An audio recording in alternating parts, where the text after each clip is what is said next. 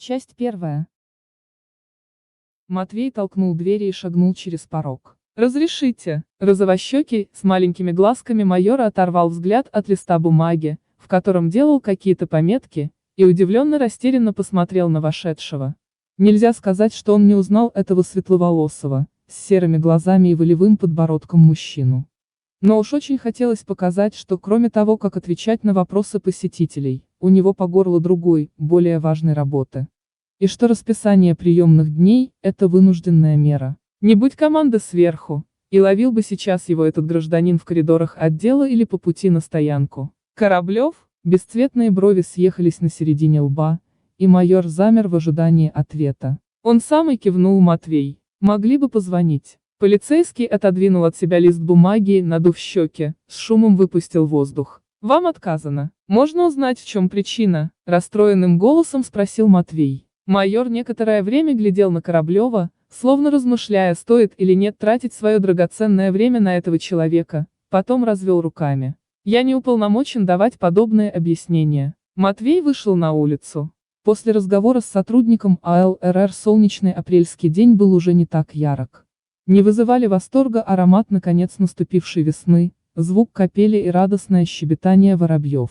Он сбежал по ступенькам и отправился к переходу. «Кораблев!» — раздался позади голос. Матвей обернулся. Его нагонял Дешин. Спортивного покроя куртка, джинсы и кроссовки делали следователя полиции похожим на подростка. «Ты что здесь делаешь?» Оказавшись рядом, выдохнул полицейский. Неужели и вправду решил детективом заделаться? Решить мало, отвечая на рукопожатие, грустно улыбнулся Матвей. Нужно еще лицензию получить, а с нею облом. Чего так? Нахмурился Дешин. Не объяснили, развел руками Матвей. Давай я узнаю. Полицейский посмотрел на часы. Ты у кого был? Не заморачивайся, отмахнулся Матвей. Кстати, а ты каким ветром здесь? По работе. Дешин помахал перед его носом папкой. Драка с применением травматического оружия. Кое-какие справки по фигуранту дела надо навести. Понятно, протянул Матвей. Значит, не получилось у тебя стать детективом, вернулся к началу разговора Дешин. А курсы прошел? Матвей кивнул. Я же говорил, приходи, если что. Дешин почесал углом папки подбородок. Да ладно, отмахнулся Матвей. Не люблю в должниках ходить. Обижаешь? Расстроился Дешин. Ты ведь мне такое дело раскрыть помог. Год назад Матвей случайно оказался в центре событий, следствием которых стало их знакомство и раскрытие мощной преступной группы. Чего греха таить, не понравился при первой встрече ему следователь Борис Дешин. Безразличными показались болотного цвета глаза, а дугообразные брови и слегка вытянутое лицо натолкнули на мысль, что он ко всему еще и глуповат. Вышло же все наоборот. «Извини», Матвей виновато улыбнулся, «мне бежать надо, если что, созвонимся». Спустя минуту Матвей перешагнул порог небольшого кафе «Радуга». Здесь, за столиком у окна, его поджидала Марта. Зеленоглазая брюнетка увлеченно водила пальчиком по встроенной мыши стоящего перед ней ноутбука. В правой руке дымилась чашка кофе. «Ну как?» Дождавшись, когда Матвей усядется напротив, она участливо заглянула ему в глаза. «Лицо такое, как будто тебе сказали, что у тебя положительный анализ на СПИД. Это известие я стоически пережил 5 лет назад», на полном серьезе сказал Матвей. «Слава богу!» Марта шутливо всплеснула руками. «А я все думаю, как тебе признаться, что давно живу с этой проблемой». «Ладно, Марта», Матвей нахмурился. «Не до шуток. Столько времени на курсы эти долбаные убил, и на тебе». Дешин обещал помочь, напомнила Марта. «Представь, встретил я его сейчас». Он оглядел зал, пытаясь увидеть официанта. У него своих забот хватает. Да и подставлять его не хочу. Мало ли, сейчас у них уже порядки другие. Еще он тебе предлагал идти к ним работать. Неожиданно вспомнила Марта. Не думаешь, что лицензию не дали благодаря его усилиям? Может, он решил, что если у тебя не получится с собственным делом, ты пойдешь в полицию? Исключено, покачал головой Матвей. Он порядочный человек. Уж в людях-то я научился разбираться. Наконец рядом со столиком появилась миловидная девушка в белой сорочке и черной юбке. «Заказывать что будем? Пиво?» Матвей вынул из кармана портмоне, чтобы сразу рассчитаться. «Какое предпочитаете? Холодное?» — усмехнулся он. «Могу предложить Балтику. Давайте только не крепкое», не желая слушать перечень всего списка, перебил Кораблев девушку. «Матвей, ты же за рулем?» — удивилась Марта. Тогда поведешь ты, сказал Матвей. Она кивнула. Ну вот и решили вопрос. Он посмотрел в сторону стойки. Как-то странно, пробормотала Марта. Что? Ты никогда не пил пиво, а тут, иногда хочется. А вообще, он закатил глаза к потолку, словно производя в уме какие-то подсчеты. Мы знакомы 10 месяцев без 3 дней, думаешь, достаточно, чтобы хорошо узнать человека? Может, я алкоголик? Просто у меня все это время была ремиссия. Марта отпила из стоявшей рядом чашки кофе и снова пробежала по клавиатуре пальчиками. «Чего ты там стучишь?» — не выдержал Матвей. Девушка подняла на него взгляд.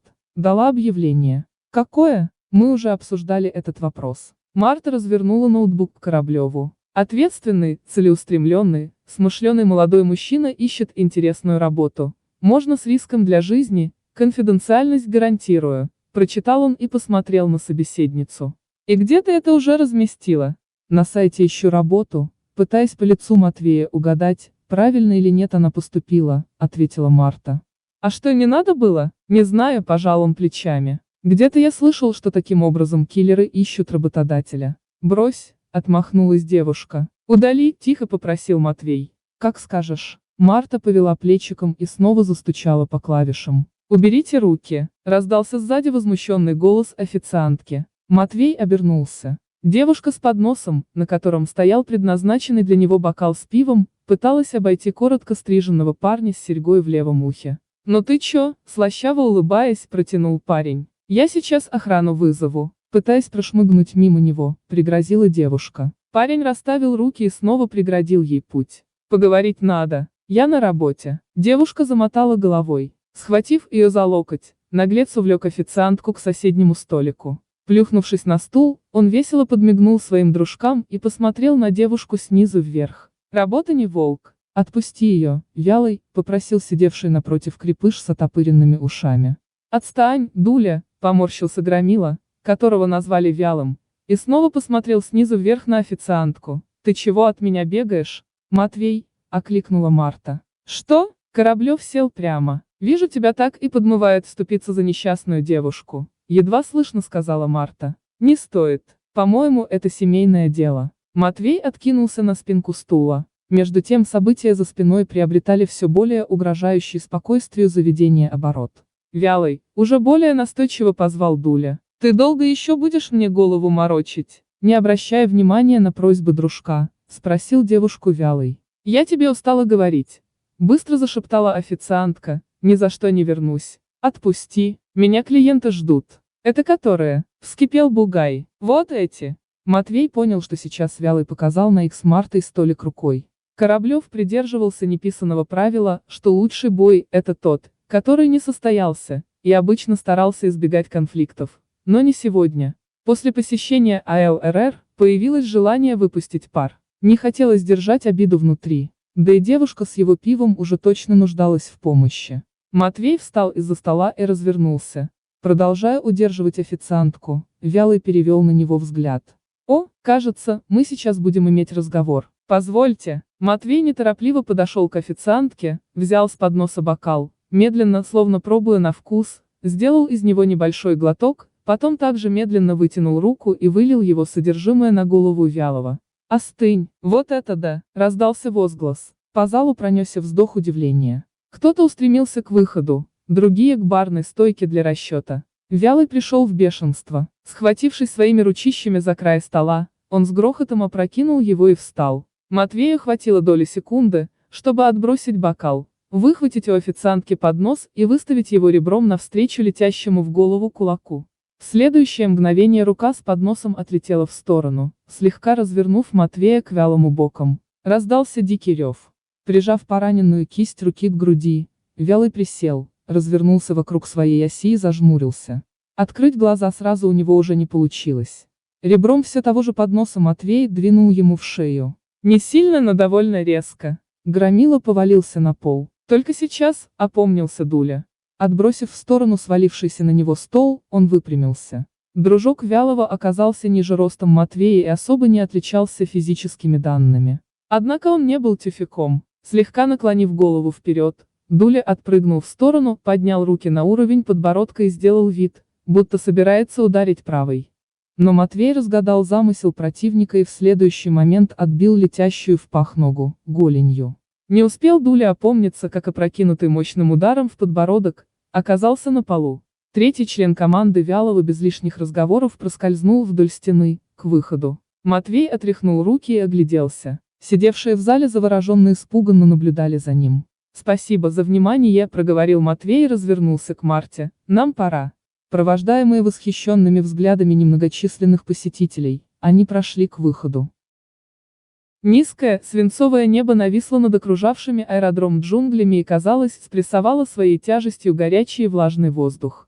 Волоча за собой баул с вещами, Сергей брел по бетонке и растерянно озирался по сторонам. Он ничего не мог понять. Повсюду валяются обрывки бумаги, пустые пластиковые бутылки, консервные банки, упаковки из-под сигарет.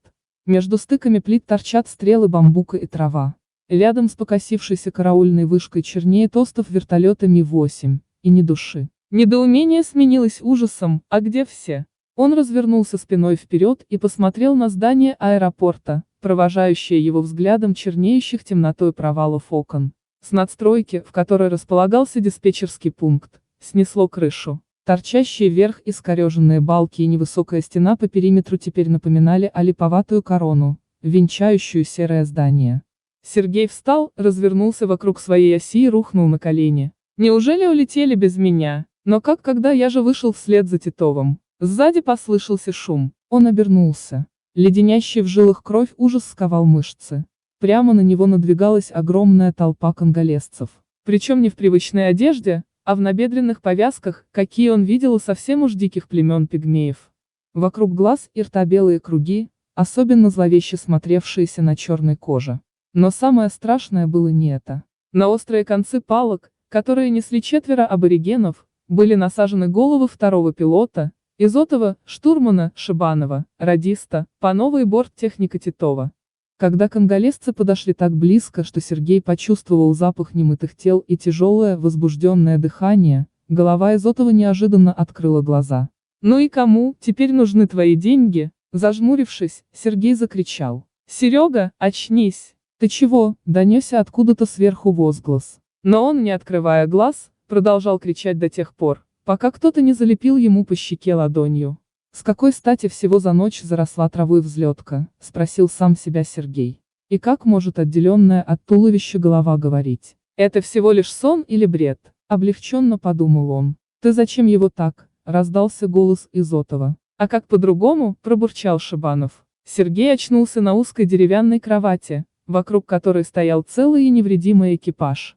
Из одежды на всех лишь шорты да сланцы. «Ну что?» — Изотов наклонился и заглянул в глаза Сергею. «Очухался?» Пытаясь унять стук сердца, Сергей провел, по мокрой от пота груди, ладонью. «Я что, орал?» «Нет, пел», — съязвил Шибанов. Высокий и худой, он выглядел болезненным.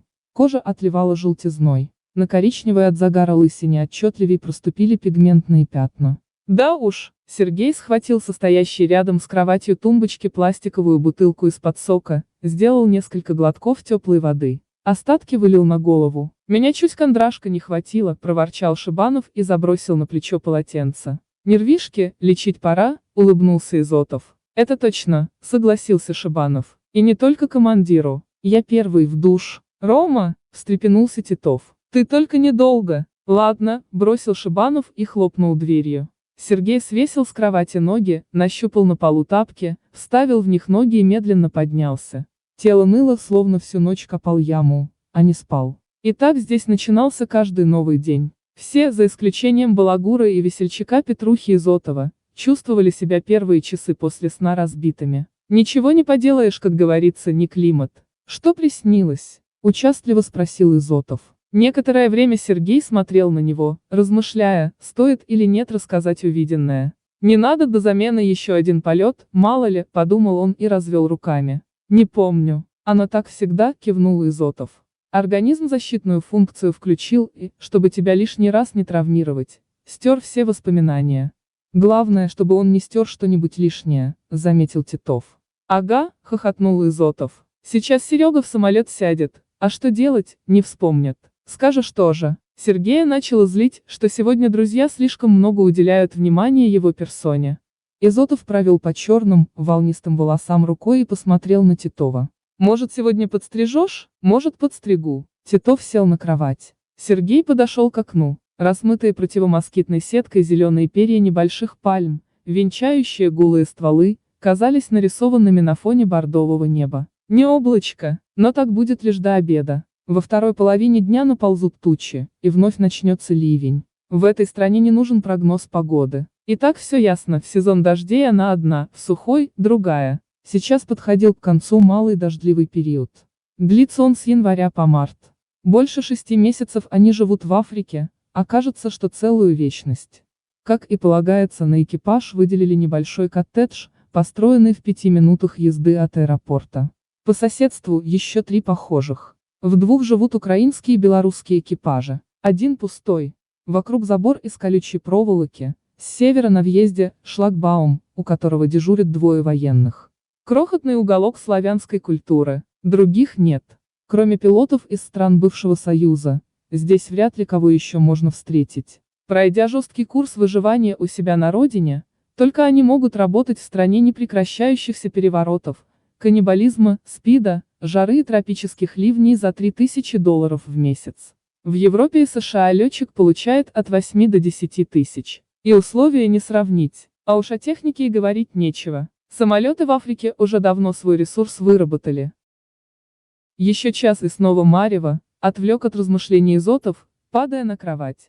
«Шеф, ты с Зыбой когда последний раз общался?» – неожиданно спросил Титов. По поводу замены, Сергей отвернулся от окна. «Вчера. Сказал, что экипаж сформирован. Возможно, завтра уже будет здесь. Что-то лететь не хочется». Изотов заложил руки за голову. «Может, откосим?» Сергей и сам не хотел в этот рейс. Устал, но никуда не денешься. Контракт. Заортачишься, в Москве будут проблемы с выплатами. Тебе деньги не нужны? Прищурился Сергей и тут же вспомнил вопрос, который летчик задал ему во сне. Вернее, его голова. Снова неприятный холодок тревоги прошел по спине вверх, пошевелив на затылке волосы. «В крайний рейс всегда мандражирую», признался Изотов. «По закону подлости либо что-то отвалится, и будем сидеть и ждать запчасти, либо переворот, и новые власти задержат возвращение до следующей замены». «Не каркай», предостерег Титов. Сергей подошел к висевшему на стене зеркалу. Вид его был удручающим. Глаза валились, нос заострился, а на скулах от худобы вот-вот лопнет кожа. Прибавилось и седины. Он провел по подбородку рукой. Бриться не хотелось. Сейчас кожу снова начнет тянуть. Но и отращивать бороду тоже не хочет. Он вздохнул и повернулся к Титову. «Ты потом в душ. Как же я могу вперед командира?» Титов сделал обиженное лицо. Двери открылись, и вошел Панов. Как и все, бортовой радист с утра тоже выглядел неважно. Недавно он переболел малярией, кроме этого у похожего на медведя увольня не лады с почками. А дутловатые щеки отливали синевой, на носу отчетливей проступила сосудистая сетка, под глазами мешки.